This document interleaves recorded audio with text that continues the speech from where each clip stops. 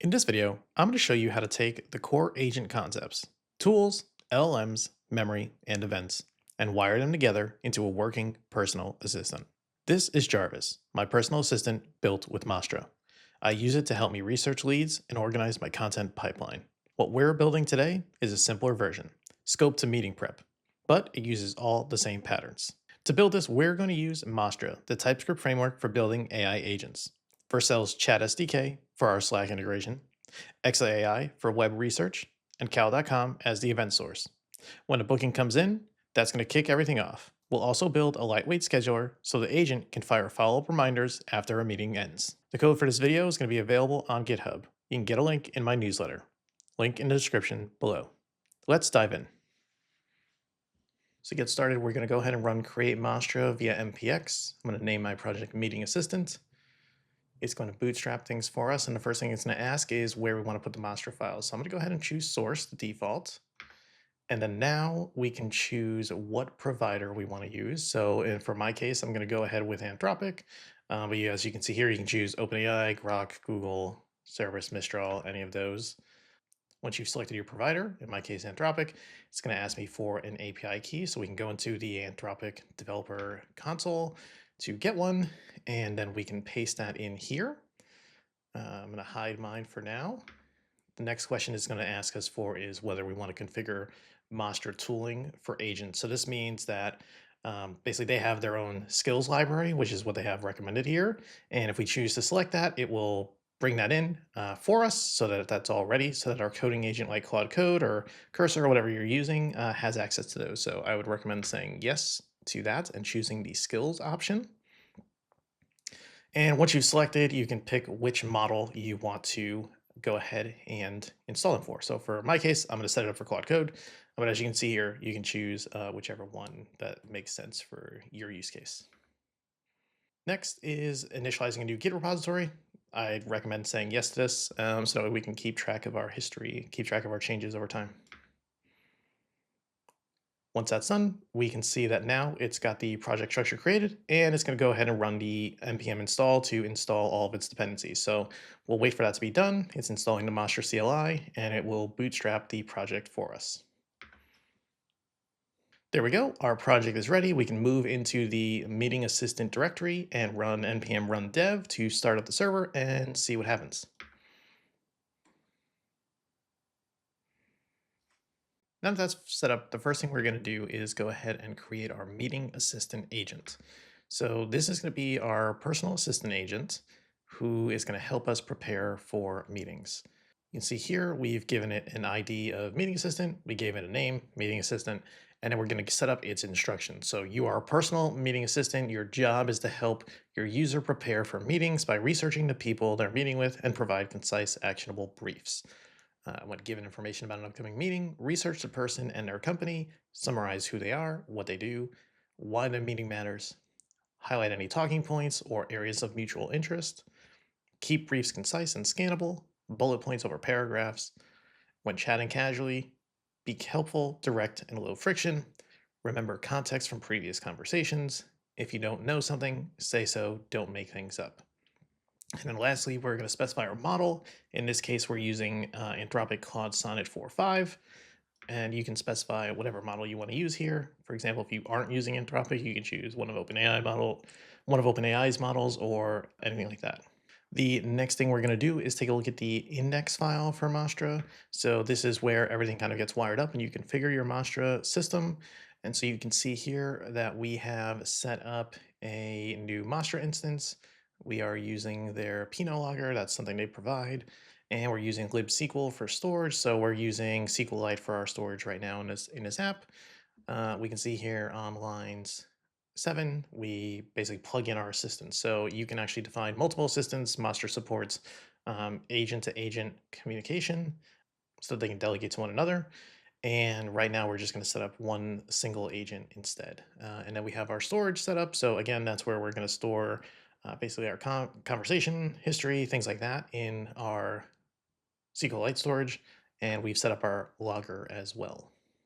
So now if we go over to our terminal, we can start our server by running npm run dev. That's going to start two things. Mastra provides a studio for basically for your local development, and it provides an API as well. We're going to go ahead and visit the playground so you can see what we have so far. So I've gone ahead and grabbed the URL. I'm visiting my localhost for port 4111, and we can see the Mastra Studio here. And so on the left here, there's navigation. We can see a list of our agents that are available. We can see our meeting assistant there. So we can go ahead and type in a message and greet our assistant and see what comes back. So we said hello. And so we saw here that we got a, hey, I'm your meeting assistant. I'm here to help you prep for your upcoming meetings by researching the people you're meeting with and giving you quick, useful briefs. Some more things to see. On the right side, we can see, again, the name of our agent, meeting assistant, also the ID. We have an overview of things, so we can see here that we don't have memory enabled, but don't worry, we'll come back to that later. We have no tools available right now. There's no workflows, no skills, no scores. But we can see our system prompt down there. On the bottom of our message area, we can see what model we have enabled and selected. And yeah, so there we have it. We have a working agent right now so far. We can go ahead and talk to it and it will respond, but it's not quite useful just yet. So we're going to build onto that next. And before we do anything else, let's go ahead and commit our changes here and save step one. So this repo will be available on GitHub if you want to go back and reference what the work that was done here in this video so that you can learn from and apply for yourself. The next thing to do to make our meeting assistant more helpful is I'm going to set up a Slack bot that we can communicate with. So for our purposes, we're going to use the Chat SDK. It was recently released by Vercel. It's still in beta, but it is a TypeScript SDK for building chatbots and integrates across different channels. So for example, you can use one interface and one bot interface for setting up a bot for Slack, Microsoft Teams, Google Chat, Discord, and I think Telegram as well. So we're going to use this so that we have a unified interface and can support multiple types of chatbots. So in order for our bot to be reachable from something like Slack to actually interact with it, we're going to need a way for, at least in local development, for Slack to reach out to us. So what we're going to do for these purposes is I'm going to go ahead and use ngrok. You can set up a free account. This sets up a secure tunnel from your application to the web. So we'll be able to expose our local dev server to, say, something like Slack to reach. So once you've signed up, the link is in the description. You can go ahead and configure it following their docs. But it's pretty straightforward. You just have to install ngrok based off your machine. If you're on Mac OS, it's brew install ngrok. Then you run the configuration with your auth token, which they walk you through, and you can go ahead and have that set up.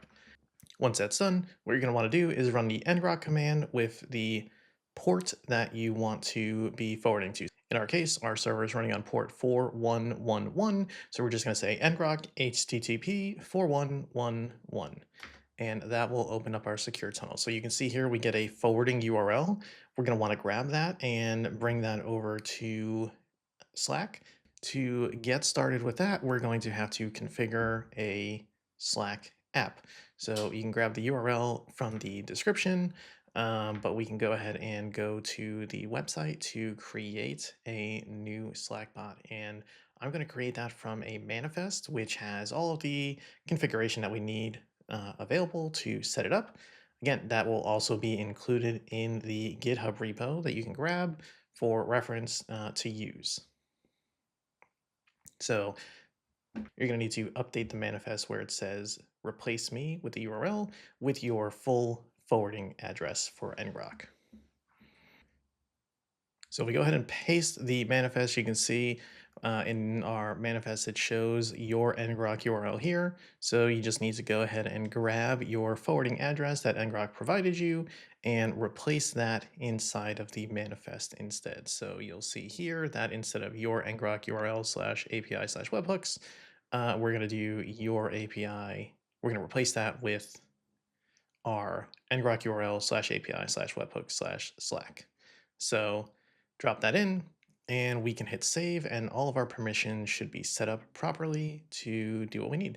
So you can see here we have, based off the manifest, some specific auth scopes for our bots, what features we have enabled, and what settings we are using for subscriptions.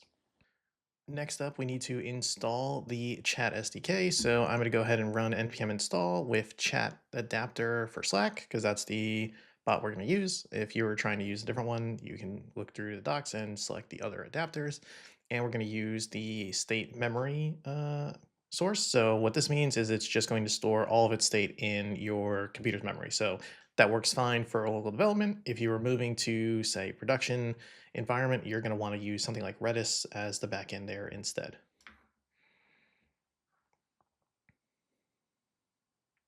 So now that that is installed, again, similar to Mastra, what I would recommend you do is run npx skills add vercel/chat. This will give your LLM, your coding agent, the instructions and skills it needs to work well with the SDK. So definitely add that as part of your setup process. In the project, you'll find a .env.example file. What you're going to want to do is you want to copy that to a .env.local file instead, or a .env file, and go ahead and put your credentials in there. So you're going to need to get the Slack bot token as well as the Slack signing secret. The signing secret can be found under your basic information. You'll have to hit show to reveal it, and you can copy it from there. And then the bot token will be under OAuth and permissions. So it won't be available until you've installed your app onto a specific Slack workspace. So once you've hit that button, you should then see the bot user OAuth token. You can recognize it because it starts with a prefix of XOXB dash and then the rest of the tokens. So you're going to want to grab both of those, bring them in, and put them into your .env file. Nope, never commit those to Git. You want that to be outside of your repo, and these should be stored securely so that no one can have access to them. So now let's take a look at our chat. So we're going to have a source chat file, and this is going to be the core functionality for our chatbot. So to get started, like I mentioned, we're importing the create Slack adapter that enables us to utilize Slack for our chatbot from Vercel, and we're going to use the memory state. This is not to be confused with, say, agent memory. This is more about the memory that the chat bot is utilizing. It's going to be stored in your system's memory and RAM. Again, if you're in production, you're going to want to do something different, such as the Redis adapter instead, which they provide. And here we can see that where we can register our adapter. So when we instantiate a new chat instance, we can give it a username using the same name as our agent, meeting assistant. And we can specify the adapters, which adapters we want to use. In our case, we're using Slack, but if you were using something different or multiple, you go ahead and instantiate and set those up here instead. And there we have our memory state for the chatbot. And so now we can see two hooks that we are setting up. There's bot on new mention. This is what will kick in whenever someone mentions the bot in Slack or whatever chat system you're using. And we basically start a subscription to that thread. And we use the start typing functionality. So this can then allow the bot to indicate that it is doing some thinking or typing, serves for some feedback to the user. Then what we do is we take the message that came in, that is passed in as the second argument to the onMention callback. That is basically the message that had the mention in it. We go ahead and we're going to actually pass that off to our meeting assistant calling generate. So this is where we wire the two together. We're bringing in our Mastra agent to respond to whatever messaging came in, and we'll go ahead and post that back to the thread. Then we have unsubscribed message. So this is when a message comes into a thread that the bot is already subscribed to. It will follow along and respond to any subsequent messages in that thread. Next, let's take a look back at the source in Mastra index file. Here we've updated the server. So by default, there is a server that is configured for Mastra. Here you can actually alter it if you want to add your own routes or endpoints. And so that's what we're going to do here. So we're going to take the server configuration inside of Mastra and update the API routes to add some API routes of our own. So here we can see that we're registering a new API route. We imported that from Mastra. from their core server, and we're defining /webhook /Slack. So that is the endpoint that Slack will hit to send us a notification that something has happened that we may need to respond to. And so it's a post handler, and we just go ahead and in our handler call out to our bot. So we've imported our bot from the chat file, and we're going to go ahead and call bot.webhooks.slack. So that's the interface from the chat SDK that we can utilize, and basically just pass in the raw request. And we know that this is Slack because it is a route for a Slack endpoint. So for example, if you were doing another type of chatbot, you can just call bot.webhooks.say Discord and pass it the request there to have a single interface for interfacing with all of these different types of chatbots. We do need to go ahead and configure our event subscription. So it'll be set up by default, and it will be enabled, but you may need to go in and hit the button to retry so that it actually fires. One thing I did notice while building this is that you can't actually use /API when going through this, so I had to go back and edit it. So your manifest that you get from the GitHub repo should be correct. But if for some reason you run into any issues, you need to go into the event subscriptions and make sure that things are green there. Slack will try to hit your API to start to confirm that the URL exists. So if it was configured before ngrok was running or the dev server was running, the initial ping may have failed. So you need to make sure that that is correctly set up instead. So I have a demo channel here to walk through it. We've installed the meeting assistant bot, so now I just need to invite them to this channel. So I'm going to /invite meeting assistant. If you've installed it correctly, that should work. And I'm going to go ahead and greet hello. I'm going to say hey there to meeting assistant, and we should see a reply come through from our bots. And here we are. We have a response from our meeting assistant. How can I help you today? So we've got step 2. We have a way to interact with our bot outside of, say, the Mastra playground. So the next thing we need to do to make our chatbot useful is to give it some tools to do some research. So we're going to go ahead and use the Exa AI service to run some requests and do research for us on a person. So we're going to run npm install exa.js to get their library set up. Once that's installed, we'll go ahead and sign in to exa.ai. I'll leave a link in the description. And if you can set up a free account from there. And inside their UI, you can grab your API key on the right side. So you can go ahead and copy that and drop that into your .env file or .env.local, depending on what you're using, under exa_API_key.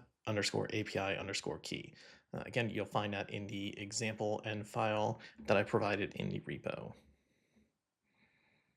So now let's go ahead and create an actual tool for doing the research. So Mastra provides us an API for defining tools. So we're going to go ahead and import that from Mastra core tools. We're using Zod, which is a TypeScript first validation library for schemas.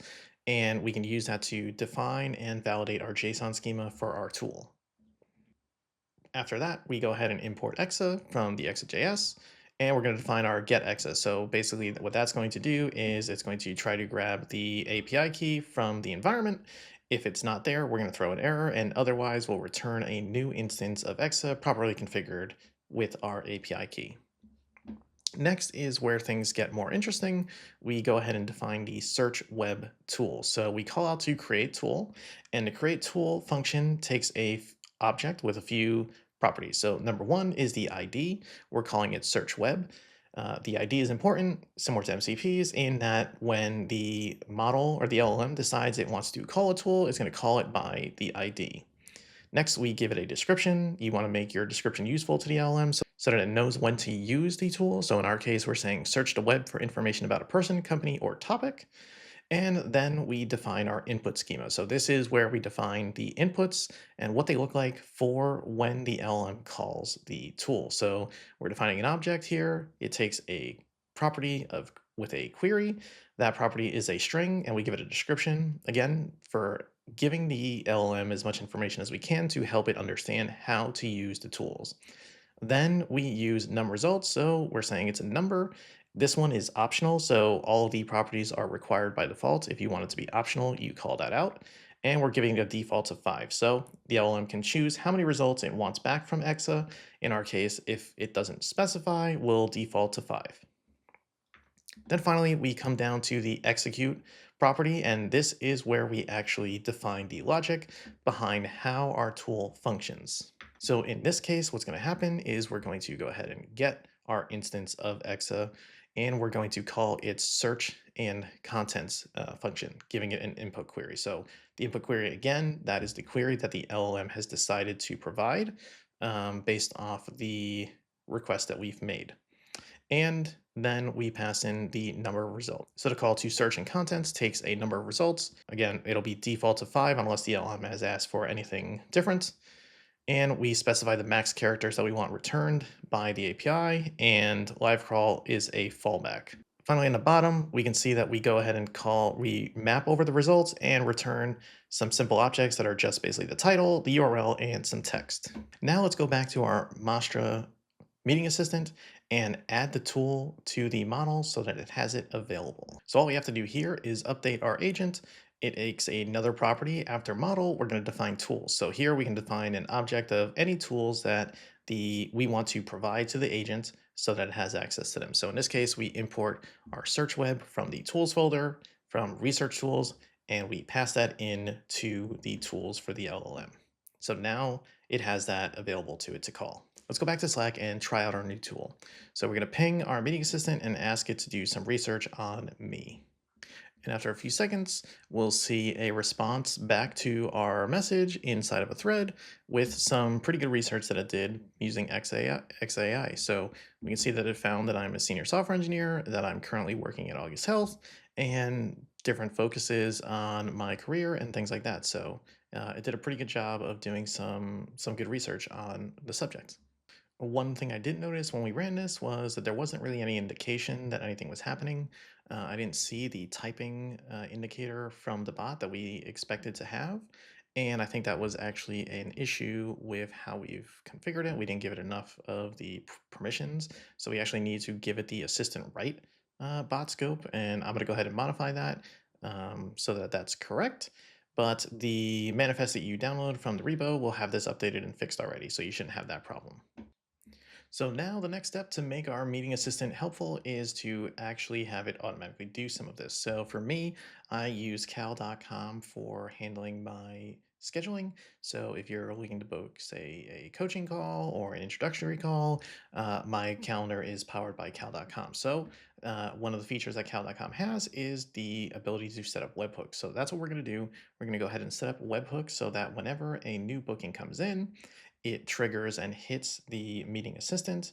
We will take that and trigger a kickoff of the flow to do some research on the contact that has scheduled the call to help me prepare ahead of time.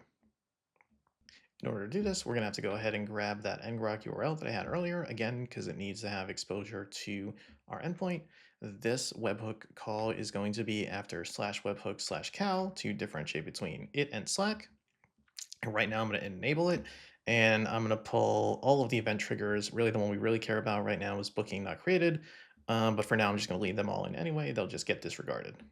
If you were doing this in a production environment, what I would recommend is to have a secret key that's defined here. And what is going to happen is it will sign all webhooks with that key. And then on your end, in your agent or your app, you go ahead and verify the signature based off of the body of the request and the hash that gets returned. So to make sure that the event is actually coming from a reputable source, that it's actually coming from cal.com and not a nefarious actor trying to hit your webhook endpoint. And for this to properly work, we're going to need to define where we want these messages to come in once an event happens from cal.com. So what I want it to do is I want whenever a new calendar invite comes through cal.com, I want it to post a message in this demo channel. So to do that, we're going to have to go ahead and grab the channel ID. You can do that by clicking in the top right ... of the Slack channel interface. From there, you can go ahead and click on Open Channel Details. That gives you all the information of the channel. And if you scroll down to the bottom, you'll find the channel ID that we can go ahead and copy. And we're going to take that and add that to our .env as well, under Slack underscore channel underscore ID. So the first thing we're going to need to do is set up a new server route. This one's going to be dedicated to the cal.com webhook. So we're going to take the payload that comes in as well and extract the trigger event. If it's not a booking created event, because right now I'm passing all of them in, I could have just gone ahead and not done that. But for the purposes of this example, we're going to basically just return a JSON, okay, and skip to true back to the caller. We're going to go ahead and extract the first attendee out of the attendees array and see if we have an actual email. If for some reason we don't, then we're going to go ahead and run a 400 that no attendee was found.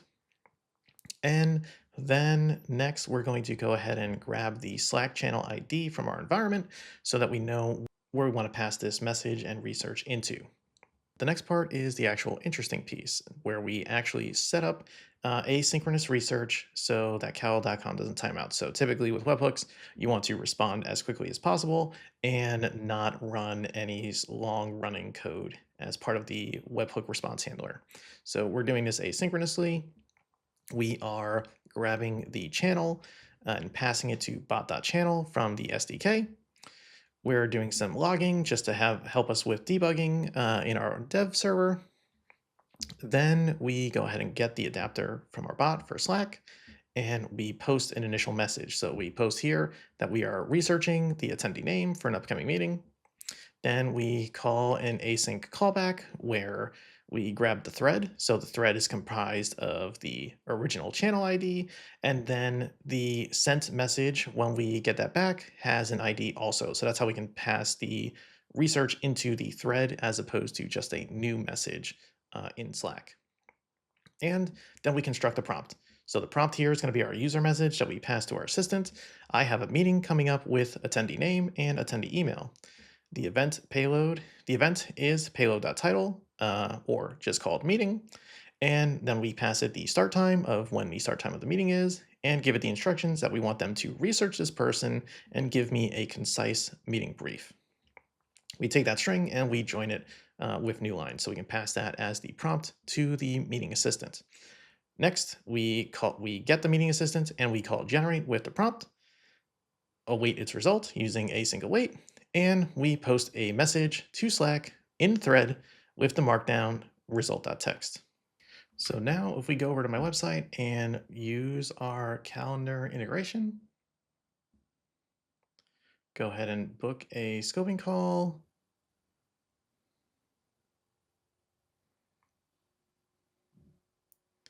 Fill out our information.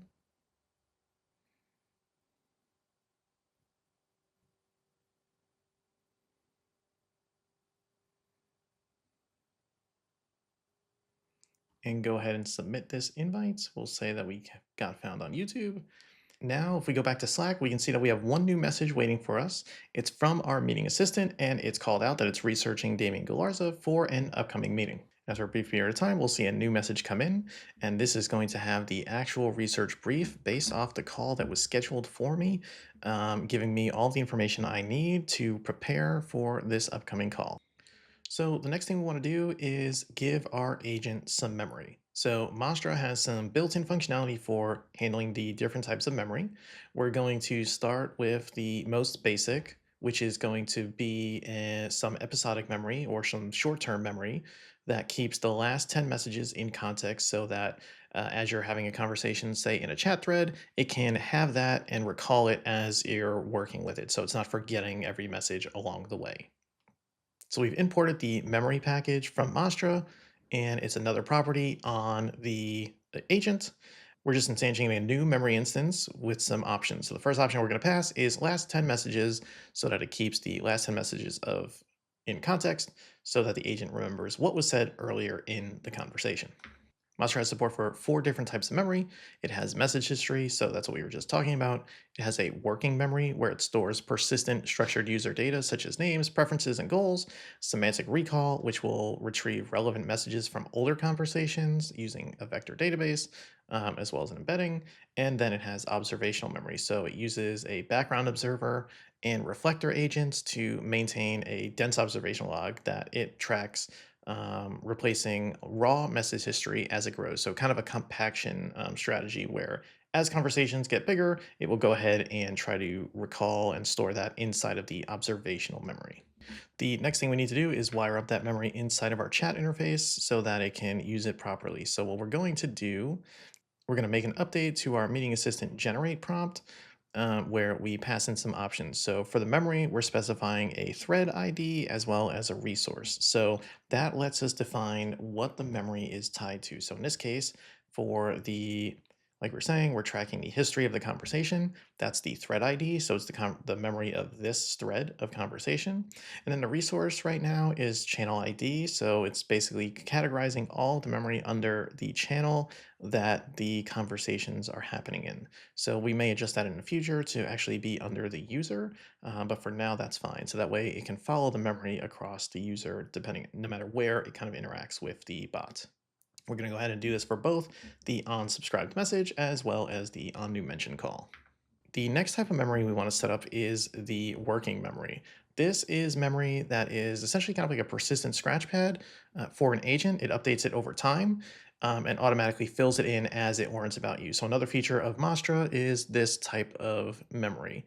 So in this case, you can define whether it's enabled, that's the first property, and then a template. So for the template, we're saying it's a user profile. We want it to store the person's name, their role, what company they work for, as well as any kind of communication preferences, meeting prep preferences, topics of interest. So really, it's up to you to define how you want this working memory to work, what kinds of things you would want it to track about the user over time, and how that operates. Now let's go ahead and test our working memory. We're going to message our meeting assistant and tell it a little bit about me and see how that works. I'm Damien. I'm a software engineer in the East Coast, and message it that.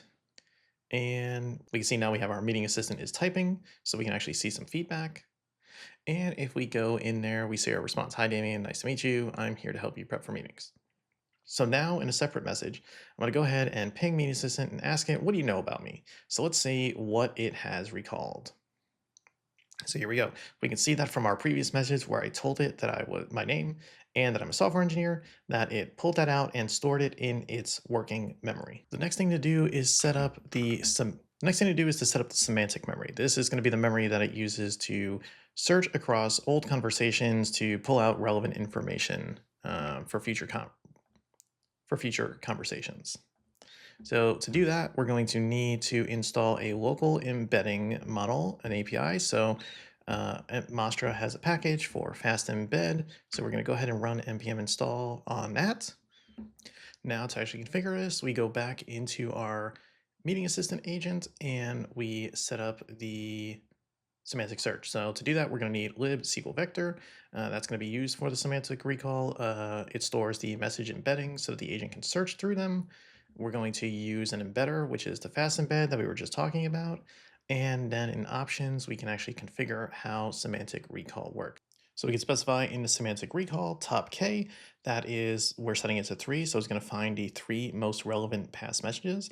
And then the message range is going to define how much surrounding messages to return along with it. So I've set it to 2. So what that means is that when it finds a relevant message in its memory, instead of just returning that message, it's going to, from that conversation, include the 2 messages near that conversation. So typically like 1 before that message and then 1 after that message to include it as part of the context when you bring back that memory. Let's go back to Slack and let's test out our new memory systems and see how they perform. So I'm going to go ahead and ask it, what meetings do I have scheduled? And so we can see on the first call back to the message, it tells us that it doesn't have access to the calendar or any information about our upcoming meetings. That's because the memory systems weren't set up when the initial webhooks came in. So in order to resolve that, I'm going to go ahead and message in this thread that, hey, I have a meeting coming up with Damien. and let it know that so that it should have that in its memory for the subsequent calls. So typically what would happen instead is the webhooks would come in, it would process it, and those things would get added to its memory. But to kind of streamline things, I'm just going to message that and mention it in this conversation. You see here, we have the meeting agent going ahead and doing some research for us. And there's the research that it found. If we go back to the demo channel and ping Meeting Assistant and ask it, who have you done research for me on so far? We will see now in the thread, it says, based off my working memory, I've researched naming Garza for you. Here's a recap. So not only did it find who that it researched for me, it also gave me back that information about the person. That's because of that message range that it pulled in the nearby messages as part of that context. So now the next thing that I want to do is give our agent the ability to run through scheduled tasks. So following a similar pattern to OpenClaw, where you can kind of have cron tasks that are scheduled to fire off at different times. So in this case, what I want to do is I want to set up a job that will ping me after a meeting to ask me about the meeting so that it can record some information about that. So to do that, we're going to have to use some scheduled tasks, and we're going to use a SQLite database that is separate from the default one that Mastra is using, so that way we don't couple ourselves to any changes that, say, Mastra introduces to the database. We're not going to have to worry about that. So we'll set up a separate SQLite database for this, and we're going to use the Drizzle ORM for interfacing with the database. So first, let's take a look at our DB schema that I've set up. So here we are in the schema. We're going to define a table called scheduled tasks. Nothing too crazy here. It's going to have an ID, which is going to be the primary key. It's going to auto increment. We're going to give every task a name as well as a type. In our case, for now, it's probably going to be the follow-up type. We can define some different ones later. We can set a status. So we're going to use that to be track whether the scheduled task is run. So for example, it's going to start off as a default of pending because it needs to be run. Then it'll run to running, completed, or failed, so we can track the progress of these tasks. Set scheduled for, that's going to be the ISO date time of when we expect this task to run. A payload, this is going to be the contents that are needed to process this message, and then some timestamps for created at and updated at. Next, we'll take a look at the DB index file. This is basically just where we're going to instantiate our database client and configure how to access the database. Now let's look at our scheduler file and take a look at what that's going to look like. So every type of task, we're going to have to define a task handler. That's what our TypeScript definition on line 5 is. It's going to be a callback function that takes a payload and returns a promise that is not going to have any kind of return of its own. And then handlers is going to be a map, which is going to be a string of the key for the name of the type of task that it's handling, and then the actual task handler. From there, we're going to export a function for register task handler. So this is where we can specify how different tasks are handled. You pass in the string as well as the function, and it will add it to our map of the different handlers that we have available. Then we can dive into the actual body of how the scheduling works. So init scheduler is going to poll every 30 seconds for due tasks and look at our database for anything that needs to be processed. So once it starts, it's going to dispatch immediately to just kind of, as it started, check if there are any due tasks to run. And then otherwise, we're going to set interval for 30 seconds to run that on every 30 seconds. The schedule task function is going to be a function for actually scheduling a task in the future. So all it does is takes a name for the task, the type of task, as well as when to schedule it for and the payload for that task. We insert that into our table for scheduled tasks and do some logging. And then dispatch due tasks is the function for actually finding any pending tasks that are due, marking them as running, and going through and running through them and resolving them. So we can see on line 51, first thing, due task, that's going to select from the database, from scheduled task table, where it has a status of pending, and we're scheduled for is less than or equal to now. For any task that it's found, it's going to loop through it. It's going to update that task status to running while we process it and set the updated ad for us. And then it's going to get the handler. So that in that handler mapping that we talked about, based off the task type, we're going to go fetch the handler and run it. So we grab it. If for some reason there is no handler, we're going to console that error and mention that there was no handler found. And then we're going to set that status to failed so that that's recorded in our database. Then we're going to go ahead and call that handler. So assuming we did find a handler, we're going to parse the task payload JSON, call the handler, executing it with the payload, and then updating that it's been completed. If for some reason, again, any other errors happen, we'll mark it as failed and go ahead and exit out of that iteration of the loop. Now, if we go and look at the Mastra index, here we can see inside of the top of the file, we're going to go ahead and call and boot our init scheduler. So that's going to set everything up and start polling every 30 seconds. Then we will register our follow-up handler. So this is what that handler system we were talking about. We're defining for a task called follow-up that this is what it should do. So in this case, it's going to grab from the payload the thread ID and the message. We're going to use our Slack bot. It's going to get the adapter Slack, and we're going to post a message to the thread with the markdown message that was passed along as part of the payload.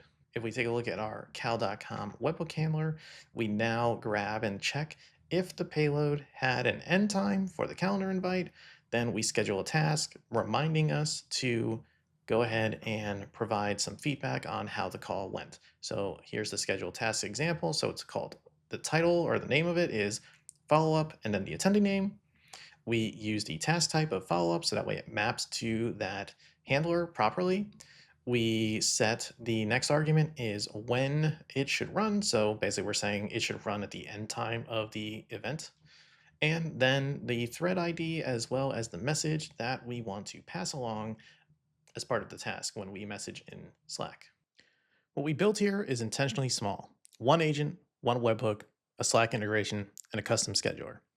But the pattern holds at any scale. Any business process that runs on events is a candidate for this kind of system. Most teams aren't there yet. They have access to the same models, but they're using them reactively. You type a prompt, you get a response, and you copy it somewhere. What we built today doesn't work that way. The trigger is external. The agent acts. The result shows up where you work. I help teams build these systems. Coaching for engineers doing it themselves, or consulting if you want it built for you. Link is in the description. If you want to go deeper on AI agents, you can start here. I'll see you in the next one.